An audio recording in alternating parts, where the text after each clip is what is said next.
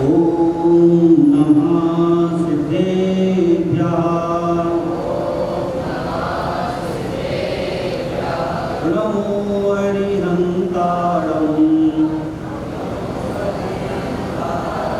नमो सिद्धारं नमो आयरीयाणं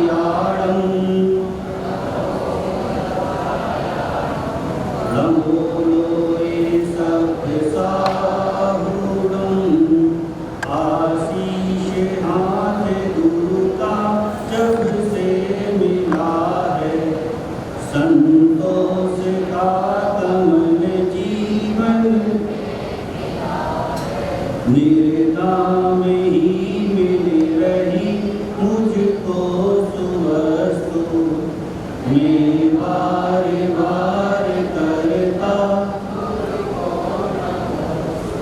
मैं बार बार करता मैं बार बार करता गुरु को नमोस्तु।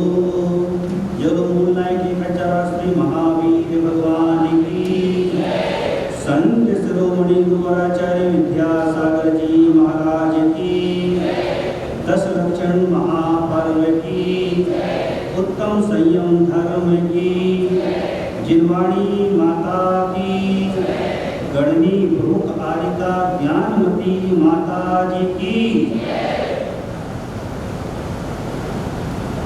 आप में से जितने भी भाई बहन गांव में से आए होंगे, शहर से नहीं आए होंगे। गांव में प्राय कर होता है कि जहां हमारा घर होता है उसके पीछे छोटी छोटी जगह होती है और लोग इस बरसात के मौसम में कहीं तुरई कहीं कद्दू इस तरह की बेलें लगा लेते हैं। देखा है आपने? जो गांव के होंगे वो लगाते हैं, हमारे घर में भी लगती थी। और आपने एक चीज और बारीकी से देखी होगी कि जब कभी कद्दू तुरई इनके बेलें लगाई जाती थी तो एक डंडा लगा देते थे उसमें या रस्सी बांध देते थे उसमें। जिस बेल में हम रस्सी बांध देते थे आप देखते थे कि वो बेल धीमे धीमे उसका आधार पकड़ करके ऊपर चढ़ जाती, और जिसमें हम रस्सी नहीं बांधते थे या डंडा नहीं लगाते थे वो जमीन में ही सब जगह फैल जाती थी। फल वो भी देती थी और फल वो भी देती थी जिसमें रस्सी पकड़ करके ऊपर चढ़िए, पर जो उसके फल नीचे होते थे उसमें कीड़े लग जाते थे, वो सड़ जाते थे। और जिनके फल ऊपर लग जाते थे ना वो फल बच जाते थे, हमारे खाने ही काम में आ जाते थे, अच्छे पेड़ कहलाते थे। ठीक ऐसे ही अगर जीवन में ऊंचाई पे रह करके पल्लवित और पुष्पित होना है तो आचार्यों ने कहा कि संयम रूपी डंडे को या संयम रूपी धागे को पकड़ के जो चढ़ जाएगा वो तो ऊपर चला जाएगा, और जो संयम रूपी धागे को या डंडे को नहीं पकड़ेगा वो जमीन में ही फल को देगा पर जमीन में ही फैल जाएगा, जमीन में ही कीड़े मकोड़े आएंगे, उसके फल को प्रभावित करेंगे और अंततोगत्वा पेड़ खत्म हो जाएगा। एक बार एक शराबी व्यक्ति अपने घर आया और जब वो घर आया तो इतनी शराब पी रखी थी कि घर के दरवाजे पे जो लॉक लगा हुआ था वो उसकी लॉक में चाबी डाल रहा था, वो प्रॉपर जगह पे वो चाबी नहीं घुस रही थी उसकी। तो एक सज्जन उसी गली में से निकले, उन्होंने कहा भैया लाओ चाबी मुझे दे दो, आपसे ताला नहीं खुल रहा है, मैं ताला खोल देता हूं। वो शराबी जो था, नशे वाला व्यक्ति था, उसने कहा भाई साहब मैं चाबी तो किसी के हाथ में नहीं देता, तो ताला भी मैं ही खोलूंगा। अगर आप सहयोग कर सकते हैं तो ये जो मकान हिल रहा है ना इसको पकड़ लो, ये ना हिले, ताला तो मैं खोल लूंगा। हम में से यही स्थिति प्रत्येक व्यक्ति की है।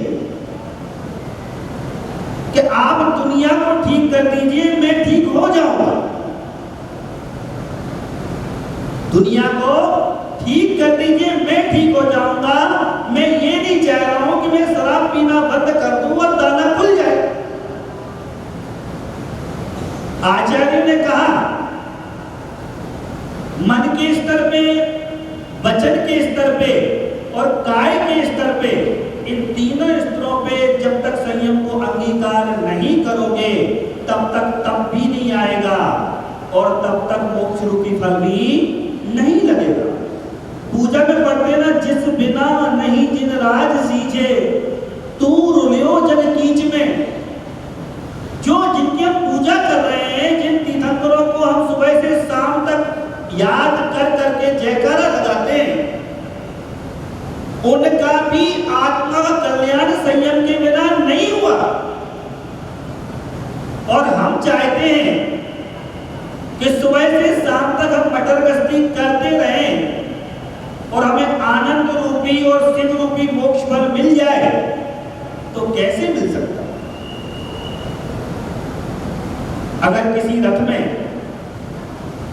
घोड़ों को लगा दिया जाए और आपको गंतव्य तक पहुंचना हो और घोड़ों पे ही जिम्मेदारी रख दी जाए कि ये पहुंचा देंगे, तो क्या ये संभव है? बताइए। अभी एयर इंडिया की फ्लाइटों में लोग बैठने से थोड़ा कतरा रहे हैं, डर रहे हैं। क्यों? फ्लाइट तो पहले भी उड़ती थी, अभी भी उड़ रही है, लेकिन टेक्निकली बात यह है कि उस फ्लाइट में पायलट का नियंत्रण नहीं रह पा रहा है, कुछ न कुछ गड़बड़ हो जा रही है, वो क्रैश हो जा रही है। आपने देखा होगा कि फ्लाइट में 2 या 3 पायलट होते हैं, एक मैन पायलट होता है, 2 को पायलट होते हैं, बड़ी फ्लाइटें होती है तो 500-700 लोग उस फ्लाइट में बैठ जाते हैं। किस विश्वास में? कि पायलट का पूरा नियंत्रण उस फ्लाइट में है और मैं मेरे गंतव्य तक पहुंच जाऊंगा। आपको पता लगे कि पायलट ने शराब पी रखी है और एक खुद ही नहीं चल पा रहा है, तो क्या आप उस फ्लाइट में बैठेंगे? चलो फ्लाइट छोड़ दो, टीएमयू यूनिवर्सिटी की जो बसेस हैं, ये आपको मुरादाबाद मंदिर के दर्शन कराने के लिए ले जाएं और पता लगे कि ड्राइवर ने तो दबा के पी रखी है, तो कितने लोग उस बस में बैठेंगे? बताओ, नहीं बैठेंगे ना, क्योंकि ये पक्की बात है, भले ही वो पहुंचा दे, लेकिन गारंटी इस चीज की भी है कि अगर उसने उस नशे में संतुलन खो दिया तो हम गंतव्य तक नहीं पहुंच पाएंगे। ऐसे ही पहले दिन से लेकर के 5वें दिन तक हमने जितना भी धर्म पढ़ा है, वो सारा का सारा धर्म बेकार है अगर जीवन में संयम नहीं आया तो संयम है क्या? एक प्रश्न उठता है। तो पंचेंद्रिय मन वश करो, 5 इंद्रियों को और मन को बस में कर लो तो संयम हो जाएगा।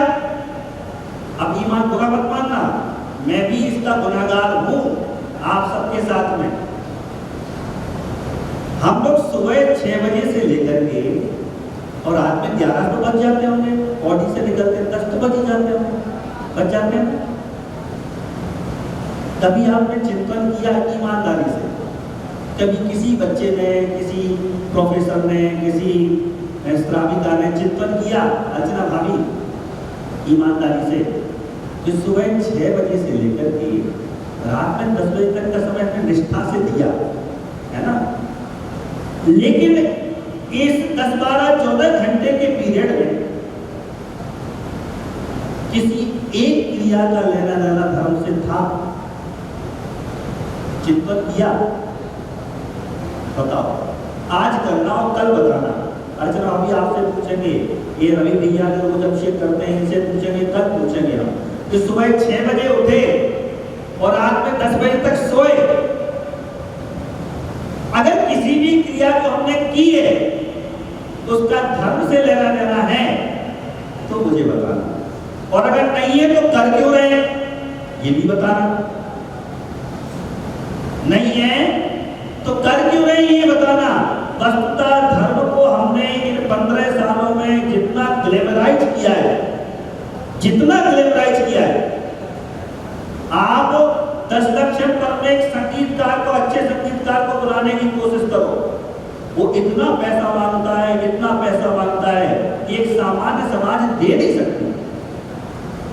10 दिन में चिंतन करना कि उसने सुबह से शाम तक जितने भजन गाए हैं उसका अध्यात्म से क्या लेना है बताइए। जितने भजन गाए जाते हैं, आप मानिए ना मत मानिए, धुनें जितनी बजती हैं वो उन्हीं गानों की बजती हैं। अध्यात्म नहीं होता केवल मचलने का और नृत्य करने का भाव होता है, कोई भक्ति में नहीं। क्योंकि जब जीव भक्ति में नाचता है तो उसका नृत्य ऐसा तो नहीं होता जैसा हम करते हैं। देख ले, कहीं भक्ति में नाच के देखना, ये नृत्य नहीं होता। भक्ति का नृत्य अलग ही सादगी होती है, पर है क्या नहीं है, क्योंकि हमने वास्तव में धर्म को समझा ही नहीं। धर्म तो उस स्वरूप का नाम है कि अगर 10 मिनट के लिए भी आंखें बंद करके बैठ गए, चलो आंखें बंद करो, कमर सीधी करो, एक बार करो कमर सीधी, है ना, और कुछ मत करो, 24 घंटे में एक बार ऐसे बैठ जाओ, शरीर को और दिमाग को तनाव मुक्त छोड़ दो, मुंह बंद कर लो, ओंठ बंद कर लो, अंदर की तरफ धीमे धीमे डीप ब्रीथिंग करो और मन में नमो अरहंतारम स्मरण करो, बोलो मत। फिर सांस छोड़ो और नमो सिद्धारम का स्मरण करो, फिर रुको, फिर सांस लो, नमो आयरियम स्मरण करो, फिर सांस छोड़ो और नमो वज्रायणम का स्मरण करो।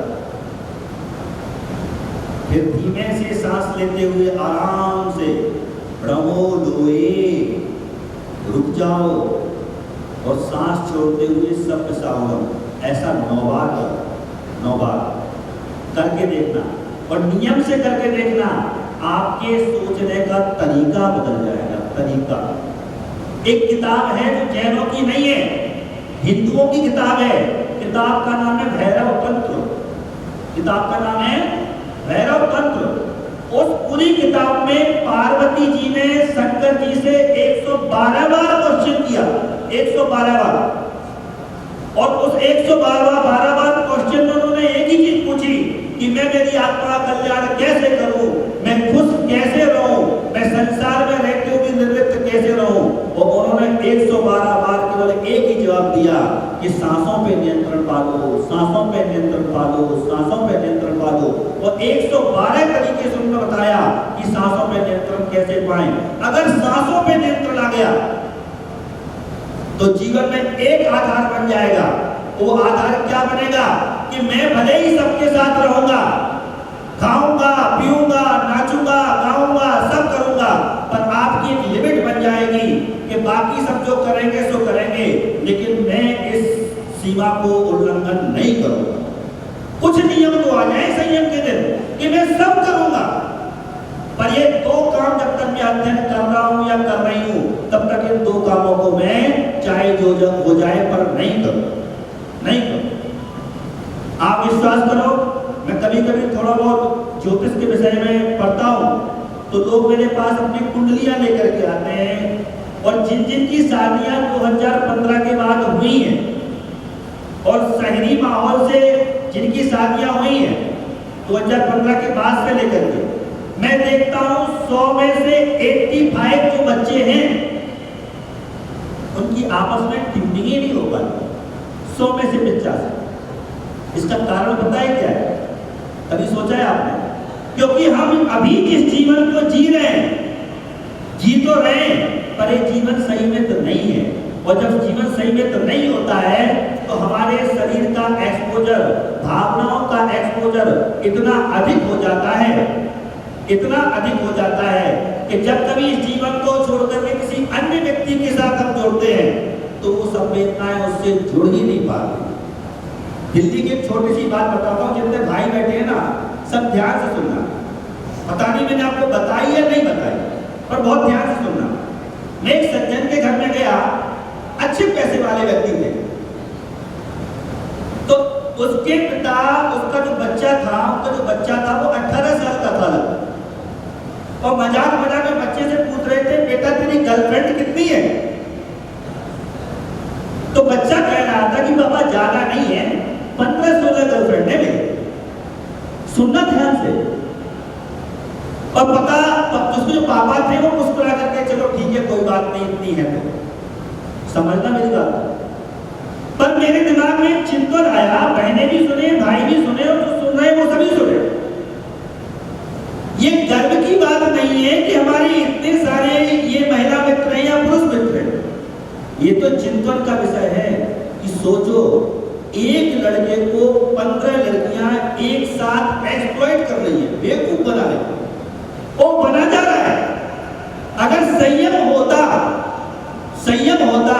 तो कहीं एक जगह टिक जाता, भावनाएं होती तो एक जगह टिक जाता। पर टिक पाते हैं क्या? नहीं टिक पाते ना। क्यों? क्योंकि कहीं संयम ही नहीं है। इसलिए अपने जीवन में इस उत्तम संयम के दिन एक दो अपने आप में ही ऐसे नियम बना लेना कि मैं सब करूंगा, पर ये एक दो काम तो मैं अभी जब तक मेरा विद्यार्थी नहीं हो जाता मैं नहीं। कोई भी नियम ले सकते हो आप। नियम ले लो कि मैं रात्रि में अन्न नहीं खाऊंगा, चलो ले लिया, बाकी सब खाऊंगा, चाहे जो हो जाए, किसी के साथ भी जाए, पर मैं इस नियम को तो नहीं तोड़ूंगा। कोई भी नियम ले लो।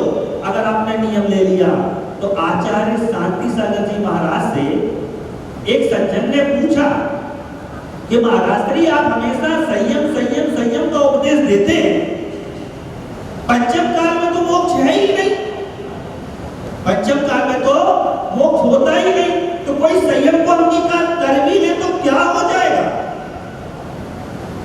तो आचार्य शांति सागर जी महाराज ने, जिनकी परंपरा अभी तक हम फॉलो कर रहे हैं, उनकी कह रहे कि दिगंबर परंपरा हम देख रहे, साधुओं को देख रहे, तो उन्होंने सज्जन से एक प्रश्न पूछा, और वो प्रश्न मैं आपसे ही पूछता हूं। उन्होंने कहा कि यदि मैं नीम का पेड़ लगाऊंगा तो 10 साल बाद, 15 साल बाद, 20 साल बाद जब उसमें फल लगेंगे तो कौन से फल लगेंगे बताओ? नीम का पेड़ लगाएंगे और जब उसमें फल लगेगा तो कौन से फल लगेंगे? नीम की निगोड़ी ही लगेगी और क्या लगेगा? अगर आम का फल लगाएंगे और जो फल लगेगा, जब भी लगेगा, अभी ना लगे, 20 साल बाद, 25 साल बाद, तो किस चीज का फल लगेगा बताओ? आम का ही लगेगा ना। ऐसे ही मोक्ष रूपी फल अगर लगेगा, कभी भी लगेगा, अभी लगे, आने वाली पर्याय में लगे, लेकिन जब भी लगेगा तो संयम के वृक्ष पे ही लगेगा, अन्यत्र कहीं लगने वाला है ही नहीं। पक्की बात है, पक्की बात है। सफलता का फल अगर लगेगा अपने जीवन में तो अनुशासन के वृक्ष पे ही लगेगा। उन्मुक्त होकर के जीवन जीने से सफलता का फल लगने वाला नहीं है, ये पक्की बात है। एक कहानी आप लोगों ने सुनी होगी, वो सुना करके बात फिर खत्म करते हैं, है ना। हम बहुत लाइट बातें कर रहे हैं, सिद्धांत की बातें हम कर ही नहीं रहे, क्योंकि मुझे पता है कि मैं सिद्धांत की बातें करूंगा तो अभी तो इतने बैठे ही हैं कम से कम, कल से तो 5 भी ढूंढने से नहीं मिलेंगे, है ना। पर मेरी एक तमन्ना है कि मैं ऐसी जगह प्रवचन करूं, अर्चना भाभी मतलब बहुत अंदर से उत्कंठा है कि जहां मैं एक भी कहानी ना सुनाऊं, एक भी बात मैं यहाँ वहां की ना करूं, भले ही चाहे मैं 20 मिनट बोलूं, लेकिन केवल सिद्धांत की बात करूं और कोई बात ना करूं। देखिए मेरा पुण्य होगा तो जरूर, हो सकता है यही मैं करूं, हो सकता है कहीं और करूं, पर मेरा जिस दिन वो समय आ गया उस दिन समझूंगा कि मेरा 10 लक्षण पर मनाना सार्थक हो गया। चलिए आप में से कोई हो सकता है श्रावक मिल जाए मुझे, तो एक कहानी आपने सुनी होगी पर मैं फिर भी सुना देता हूं कि एक राजा को फूलों के बिस्तर पे सोने का शौक था। तो जो माली था ना, वो रोज ताजे ताजे फूल लाता था और राजा के बिस्तर पे फूल बिछा देता था। तो कई दिनों तक बिछाता रहा। एक दिन उसके मन में विचार आया कि राजा तो बिछाने का घंटों बाद आता है, कई बार तो आता भी नहीं है, एक बार हम भी 10-20 मिनट के लिए सो के देख लेते हैं बिस्तर पे। अच्छा वो सोया, लेटा और उसको नींद आ गई। जैसे ही उसको नींद आई इतने में राजा आ गया। राजा को बड़ा गुस्सा आया कि कितना बदमाश व्यक्ति है ये, रोज खुश सोता है और अपने सोए बिस्तर पर मुझे सुलाता है। सैनिकों को आदेश दिया, पकड़ के इसको हमारे राज्यसभा में लेके आओ। राज्यसभा में लेके गए तो उसको 100 कोड़े मारने का आदेश दिया। कितने? 100 कोड़े मारने का। मजे की बात कि उसको जैसे जैसे कोड़े मारे जा रहे थे वैसे वैसे वो माली हंसता जा रहा था और जोर जोर से हंसता जा रहा था। राजा को बड़ा आश्चर्य हुआ, इसकी पिटाई हो रही है, चमड़ी उधरी जा रही है और ये हंसे जा रहा है। तो राजा ने पूछा, भैया एक चीज बता दो, सजा अपनी जगह है, तू सोया अपनी जगह, वो अलग बात है, तू हंसे क्यों जा रहा है? तो उसने बड़ी विनम्रता से जवाब दिया जो चिंतन का विषय है। उसने कहा, महाराज हम बिस्तर पे कितनी देर सोए होंगे? उस पे हाईएस्ट 10-15 मिनट, और मैं पकड़ा गया और आपने मुझे 100 कोड़े मारे। और आप तो जब से पैदा हुए तब से फूलों के बिस्तर पे ही सोए जा रहे हो, आपका क्या होगा? राजा को बड़ा अजीब सा लगा, वो चिंतन भी किया कि बात तो ये बिल्कुल सही कह रहा है। अब कोई एक व्यक्ति एक दिन शराब पी ले तो हमें कैसे लगता है बताओ, या नशा कर ले तो कैसे लगता है ना? कितना गंदा आदमी, बुरा आदमी, नशा किए जा रहा। अरे वो शराब तो दिख रही है, वो कुछ समय के बाद होश में हो जाएगा, 2 घंटे, 4 घंटे, 6 घंटे के बाद। लेकिन विषयों की जो शराब निरंतर पंचेंद्रियों से हम पिए जा रहे हैं, हम केवल सुन रहे हैं, कोई शराब नहीं है। अगर शरीर संबंधी आसक्ति निरंतर बनी हुई तो शरीर संबंधी असंयम हो गया। आंखों संबंधी विषयों को देखने का भाव हो रहा है तो आंखों संबंधी असंयम हो गया। गानों में निरंतर उल्टी पुल्टी बातें सुनने का मन हो रहा है, गाने सुनने का मन हो रहा है तो कर्ण इंद्रिय संबंधी भी हमारा संयम हो गया। तो जब तक हम पंचेंद्रिय और मन को बस में नहीं करेंगे तब तक अंतरंग का संयम हमारे पास आने वाला है ही नहीं। आपने सुना होगा हाथी को पकड़ते हैं तो कैसे पकड़ते हैं? सुना है ना? सबने पता है। एक मादा हाथी बनाते हैं, घास के गड्ढा बना करके उस पर रख देते हैं, हाथी आता है, पकड़ा जाता है, शिकारी पकड़ लेता है। मछली को कोई पकड़ते देखे गाँव में, नदियों में कोई कांटा जैसा होता है, उसमें कांटा लगा देते हैं, मछली खाने आती है, मर जाता है, ठीक है ना? भौरे को देखा है? भौरा नाम तो सुना होगा ना, भौरा है ना? तो भिनभिनाता रहता है, उसमें इतनी क्षमता होती है वो लकड़ी में छेद करके बाहर निकल सकता है। लकड़ी में, काष्ठ में, सूखी सागवान की लकड़ी में छेद करके बाहर निकल सकता है, लेकिन कमल के फूल पे जाके बैठ जाता है। और वो जानता है कि शाम हो गई तो फूल बंद हो जाएगा, और वो चाहे तो जब लकड़ी में छेद कर सकता है तो फूल में छेद नहीं कर सकता। लेकिन नाक में संयम नहीं रहता है, फूल बंद हो जाता है, ऑक्सीजन नहीं मिलती और मर जाता है। ऐसे पतंगा होता है, गुल्लों को देखता है, मर जाता है। हिरण भी पकड़ा जाता है तो कानों पे कंट्रोल नहीं होता है, मर जाता है। होता नहीं? अभी आपको बोले संयम में बोलना है तो हम लोग कितना अधिक बोल सकते हैं, ये नहीं करो, ये असंयम है, ये असंयम है, ये असंयम है। सब जानते हैं, सब ज्ञानी है, पर अंतरंग मन से कितने लोगों के जीवन में संयम है ना? तो आज जितने विद्यार्थी बैठे हैं अपने आप में आंखें बंद करके भगवान के सामने, है ना, मन में ही सोच लो, हम पढ़ाई करेंगे, खाना भी खाएंगे, मस्ती भी करेंगे, घूमेंगे, करेंगे, सब करेंगे, लेकिन जब तक मेरा अध्ययन नहीं हो जाता, कम से कम 1, कम से कम 2, कम से कम 3 मेरी ये लक्ष्मण रेखाएं हैं, मैंने कभी पार नहीं करूंगा या नहीं करूंगी। अगर इतना कर लिया तो समझ लो संयम धर्म बनाना हमारा सार्थक हो गया। फिर उत्तम संयम धर्म की